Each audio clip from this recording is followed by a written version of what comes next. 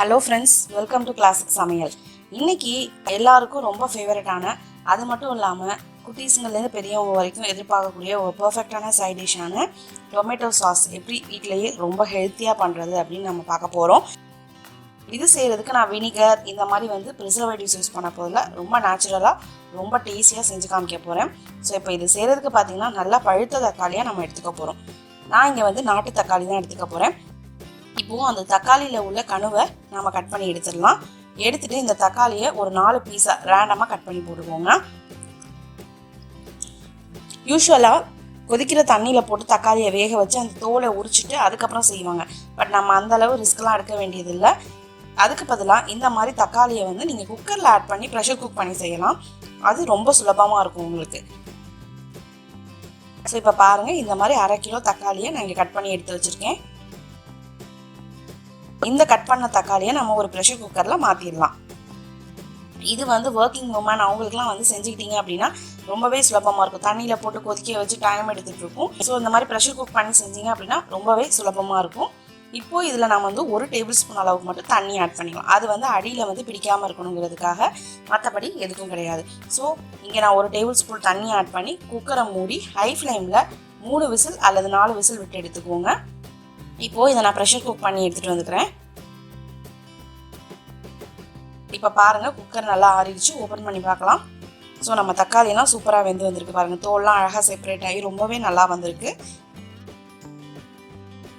எவ்வளோ தண்ணி விட்டுருக்கு பார்த்தீங்களா? ஸோ அதனால தான் தண்ணி ரொம்ப கம்மியாக ஆட் பண்ணால் போதும்னு சொன்னேன். இப்போது நீங்கள் அந்த தண்ணியை சேர்க்காமல் அந்த தக்காளியை மட்டும் ஈர்த்து மிக்ஸி ஜாரில் மாற்றிக்கோங்க. இந்த தண்ணியை நம்ம கொதிக்க விடுறப்ப சாஸில் ஆட் பண்ணிக்கலாம். இப்போ இதை நல்லா நான் ஃபைனாக அரைச்சி எடுத்துகிட்டு வந்துக்க போகிறேன்.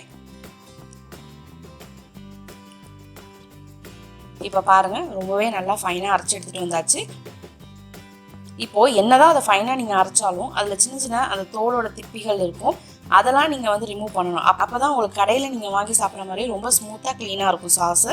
அதனால் இதை எந்த பேனில் நீங்கள் குக் பண்ண போகிறீங்களோ அந்த பேனில் டேரெக்டாக ஸ்ட்ரெயினரை வச்சு நல்லா இந்த மாதிரி வடிகட்டி எடுத்துக்கோங்க.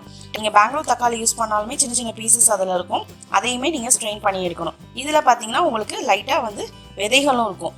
யூஸ்வலாக பெங்களூர் தக்காளிக்கும் இதுக்கும் நீங்கள் யூஸ் பண்ணுற வித்தியாசம் என்னென்னா, டெக்ஸ்சர் வைஸ் பார்த்தீங்கன்னா பெங்களூர் தக்காளி ரொம்பவே நல்லா வரும்.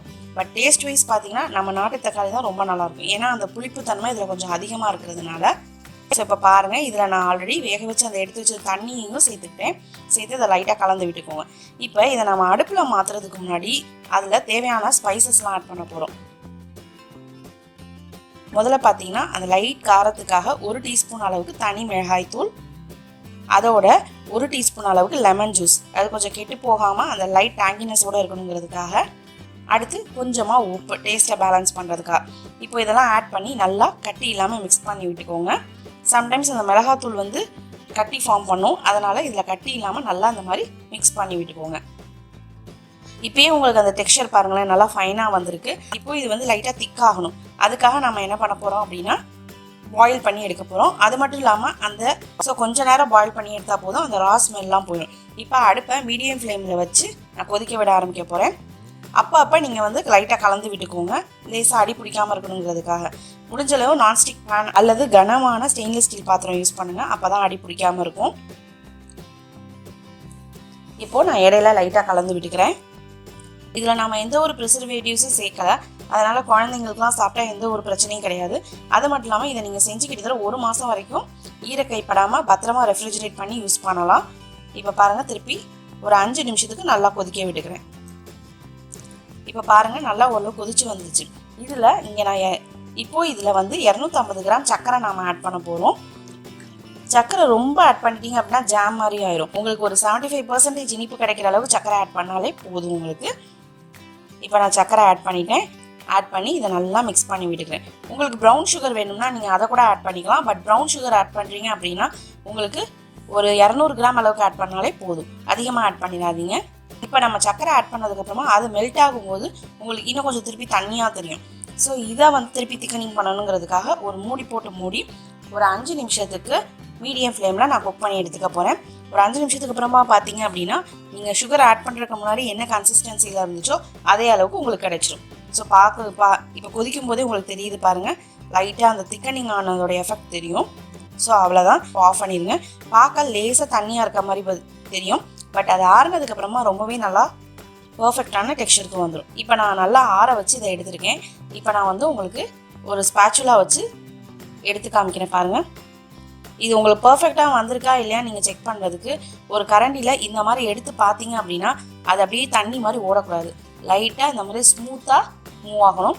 அப்போ தான் வந்து உங்களுக்கு அந்த பர்ஃபெக்டான கன்சிஸ்டன்சி கிடைச்சிருக்குன்னு அர்த்தம்.